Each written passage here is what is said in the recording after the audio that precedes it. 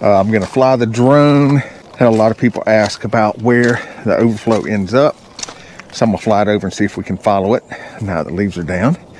And we did close on a little over half of the property. So we closed on the, what we call the big side or the north side, which is 51 acres. So we closed on that. So we own it. I'm going to go down there, and what's every piece of property we do need first? Nice Reolink camera. So we're gonna put that up so we can kind of keep up with if anyone comes on the property, plus, you know, see what the wildlife and all is like down the street. Chris will be out there in about 2-ish weeks to go ahead and put the driveways in on the lots. And then we will close on the other side. There was a little issue where someone had marked that divider between the front and the back field as a stream feature. And so we're getting that removed. We just want to make sure that's come up, because it's not. I mean, even when it rains, it's not even a ditch. I mean, it's nothing. So those things happen. You got to get the officials involved. So that's why we delayed that part a little bit. Want to make sure that's not going to be an issue. Yeah, so, you know, lots to do in 2024. So people would ask, and this is a good time to show this. So you have these pieces, and you can get it where it's just one on there. And so what happens is if you need to get something out of an area, you can put, that wouldn't be like that. It would just be a single coming out. But let's say this side was a drain, so we'd put a double, and then it would come out, come across and go out, which is what I'll put down at the two at the bottom. Also, this is installed level. So if it does get some water pressure to it, it will flow out. But of course, every single drop's not going to flow out, just like it wouldn't even with the 4-inch piping. On the inside of this, we'll have a fan hooked up that's for the radon vent, and it will also evacuate moisture and kind of keep the drain dry and everything. So yeah, like I said, last little bit of stuff to do. Get everything tight, so we'll be ready for pour day. Don't know when that's going to be just yet. He'll come out today, so barring any unforeseen issues with that, you know, we never have any issues. Then it's just really however long it takes me to put all this rebar in, put the face boards on for the step footings, and kind of verify my depth on everything. You know, that I've got 10 inches. Like in the back, I had a little bit too, there's some areas have a little bit too much rock. There's some that have too little. So do that and put all this rebar in. So, you know, probably another week of work till we'll have another storm the way it's looking. Finally get some concrete poured, and then we're going to the World of Concrete show in Vegas. So I'll show you that at the end of the month. We're going to go and meet with various manufacturers of different products and everything. And if all goes well, I'm going to Isaiah Industries to check out their factory and talk about the roofing that we're putting on the house. And Aaron, the ICF guru, working with them on designing the pool. I got the main measurements drawn out and sent over to them. They're going to do the actual ICF design so that we have a block count. I have Thomas with Finch Designs that did the house rendering, doing pool rendering. So lots of stuff coming up. It's going to be kind of cool on the whole process and what's going on and all that. So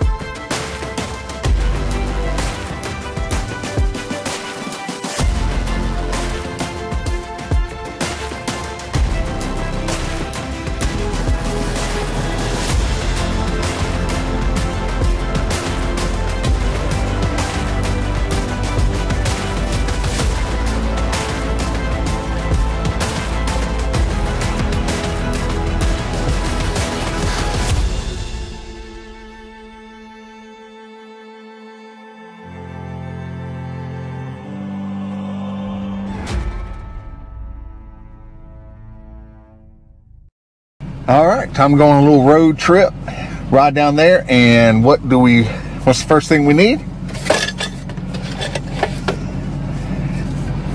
Need a camera. So Reolink sent me a new one that they're doing. We use them a lot. We feature a lot of the wildlife. This is their new 8 megapixel, the Go PT Ultra. So it's similar to what we've had before, but it's clear. It's got more IR output, so that's the little round deals there. So for lights, so picking up at night. So we'll see if that scares off the wildlife when those go off, because usually you don't see your infrared. You'll see it sometimes on some of my footage. The nighttime shots, you're like, what are those lights you have around? And they're only visible to other cameras. We don't actually see it. So that's why in the night vision, you'll see the lights from the various cameras. This is actually a light that helps illuminate and take the picture, more of a security camera, which is what, you know, they're mostly intended for. So we'll be using it to see if anyone goes on the property. We've had some, you know, we've noticed over time some people do go on it. So see what we get with that. And yeah, so let's go put it in.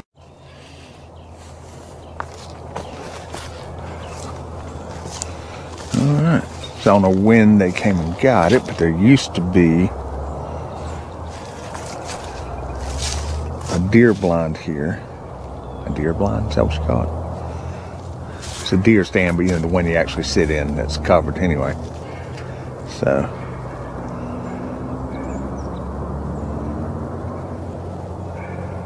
Figured they'd grab it before closing. Don't know when that happened, whatever.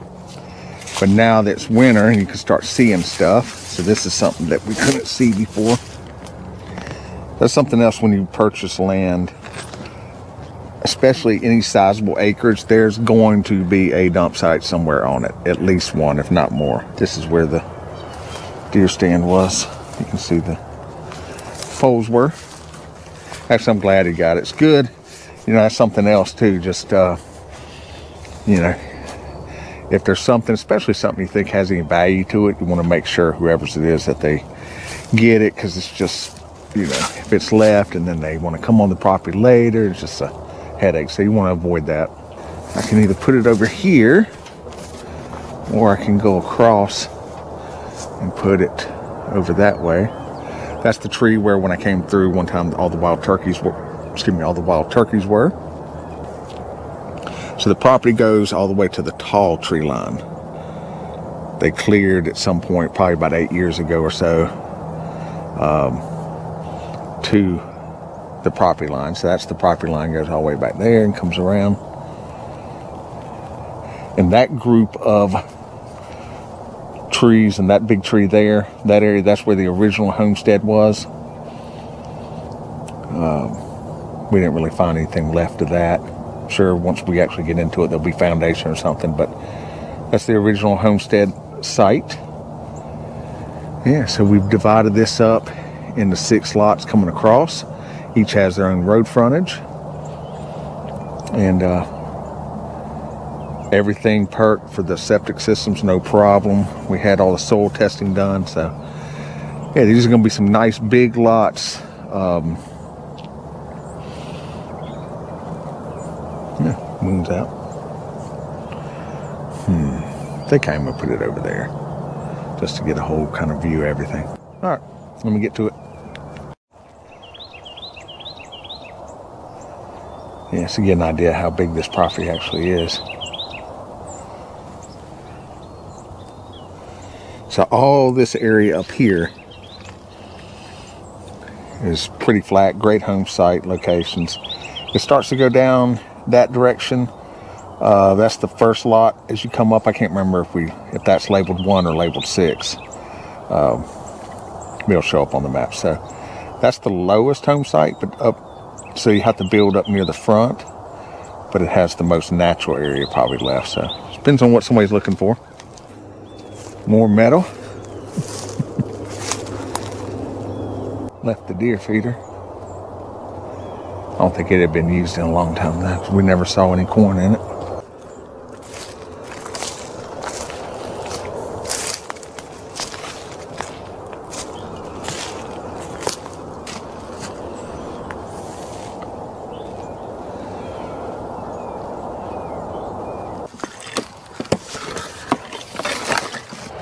is they have gone to a larger solar panel. So the other ones were a little skinnier. So this one's larger, and the other thing is, you know, with those nighttime lights to pop on, I'm sure it draws more battery power too. So yeah, and they put a little better seal for where the power goes in, because that's the issue I'd had on a couple. Was getting this to secure, but they fixed that problem too.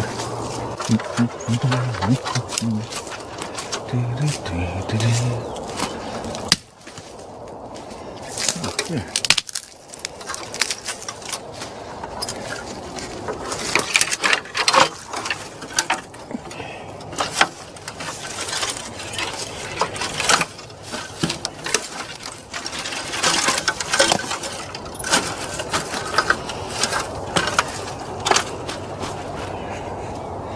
I've been falling a lot lately, so I'm trying to avoid that.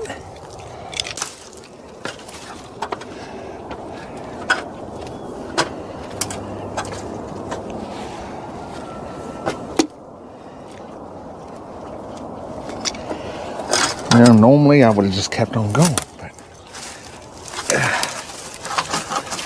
I'm a little more hesitant now.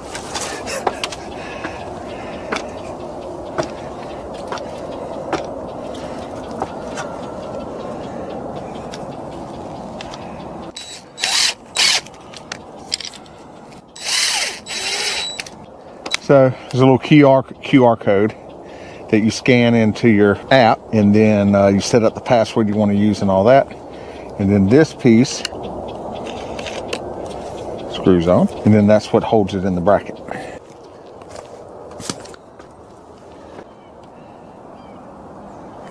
Huh. Well, that's interesting. Seems in their excitement to get this out. This is for the old bracket. Yeah. So now you can just put it directly to it, so someone can't come along and just undo your camera. That's nice, I guess. We're learning some things together. Look at that. It's the purpose of these videos. I'm definitely not holding on to this tree branch because it is dead. In fact, I expect next storm I'll probably find the camera on the ground, how to do this again, but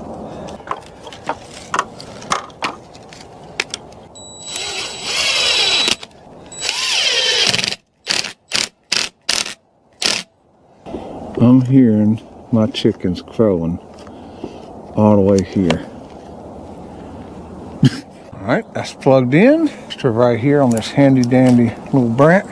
So these cameras are battery powered. You can have the little solar charger like I just put up, or you can take them down occasionally and charge them, you know, just in your house or whatever. I do that with a couple of them. So these are set up for motion record. So see motion, they record. They don't continuously record. That's why I don't live stream from any of them back at the property. Now that we're putting infrastructure in the back, I'll get a few of there. They have some cameras that will live stream all the time, so I'm gonna hook some of those up, and hopefully that'll be one of the things for 2024 that will do some live streaming. And these send their data via cell network, just like your phone. I use FlexiBoom for all our data. They do some specials for our viewers. I'll put a link to their site. So here I am, I'm recording my phone now. See that deal? So you got little controls. It's on low now, so it's basically a low, medium, high. They call it low, balance, and clear. It depends on how much data you want to use. So on high, it's the clearest picture, but it uses the most data.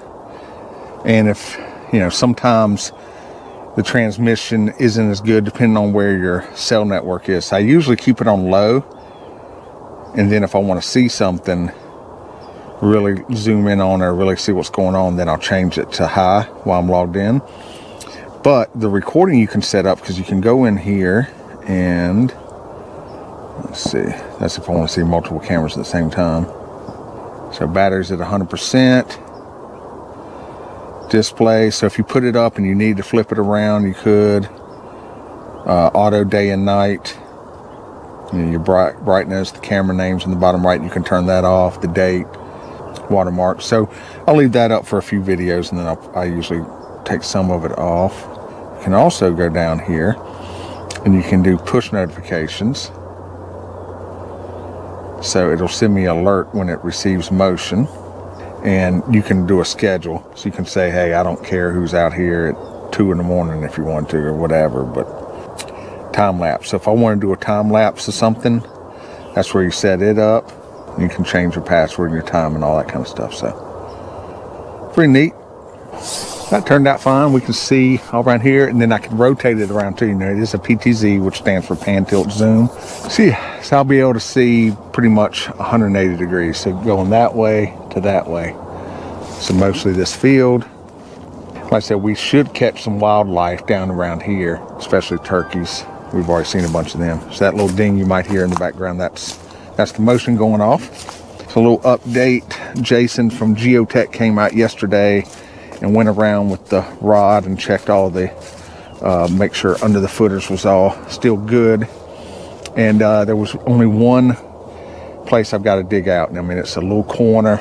They said it'll probably be okay, but I mean, at this point, I mean, why are we gonna skip on taking 10 minutes to dig out a little bit, put a little more rock in? So that was good news. The ground is super hard out there, and it's gonna set a great foundation for the house. So yeah, I'm clear to go ahead and finish up now. So we'll do all the, finish the rebar and get this thing poured. So that'll be coming up too.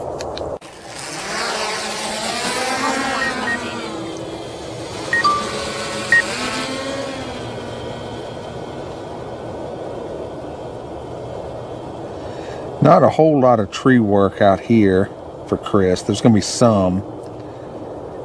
It's more brush and the brush brambles kind of deal. You see, you got nice big open fields already. That right there is that's the little access that we came in several times as we drove through the wilderness back here. So right about where that is where there's going to be a driveway for a house to sit right there.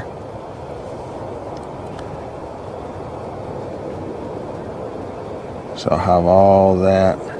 That's the best location for a pond too. Just depends on what somebody's looking for.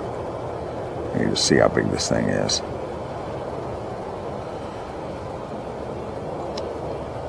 Yeah, so back there in the very back, that's where Turkey Creek is. So that's one thing a lot of people look for, is make sure there's water on their property. Especially anybody wanting to do any kind of homesteading or raise their own animals or anything. That's always a big deal. So there is water on the property, as we found out with the tractor. So this is Turkey Creek over here. So this is where the overflow from my pond ends up, probably would roll into, would be Turkey Creek. This is a neighbor. So this is, I didn't realize I'd flown down this far yesterday. So I don't know when I'll show the drone footage, if it'll be before here or after this, but I flew over that yesterday. Pretty sure. Yeah. So this ends up, so the farm's over there.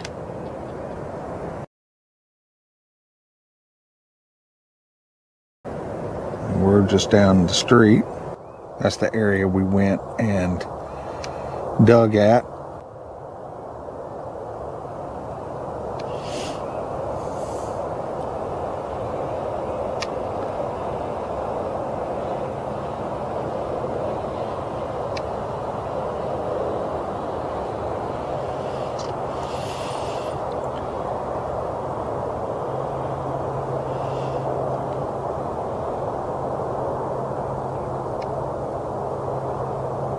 And that's the area where I said was the original home site.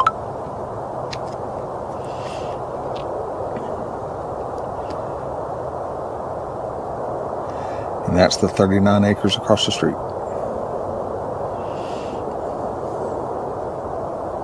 I'm planning to keep some of this, and we'll see how it goes. talking about building an Airbnb on this corner lot where part of where the pond will be. Unless somebody snatches it up from me, we'll see. If not, then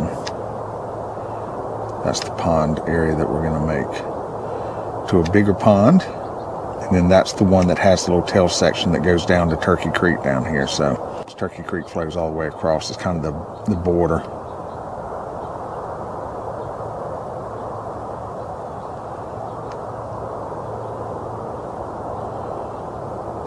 So all this back here will of course remain undisturbed. We're not allowed to do anything in that, which we wanted anyway, but that'll stay undisturbed.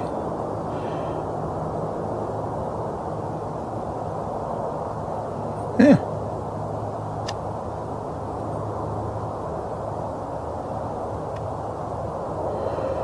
Exciting for 2024. Like I said, it's been a lot of fun. I'm enjoying most of what goes into land development. Really getting in, knowing what you're looking at, and getting into the details and getting hooked up with the right people so you can get things done. So we plan on continuing more of that. Of course, the house build and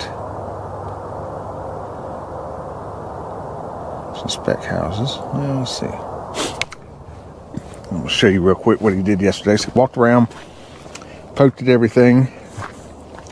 So right there, and then he dug a little test hole. So, you know, we got some runoff. Most of that's just mud. So I'm going to take the tractor, clean that out a little bit. Expected that. And the only other thing, this corner was a little soft, which is weird because this is the one, that's where it doesn't get sun. But anyway, so we're going to rake this back and I'm going to dig some of this out. And there you go. That's it. Not bad for this big a footing and sitting this long exposed and all that. So feel good about the measures we took with putting the rock down and everything too. I think that helped. Other thing I've got to do is, as I space this out, the bar that crosses over 2 inches. So see, that's not even right. So I'm at 36, which means the bottom's bowing in a little bit. So I got to work on that some because make sure what I'm saying. Make sure Tater cut it right.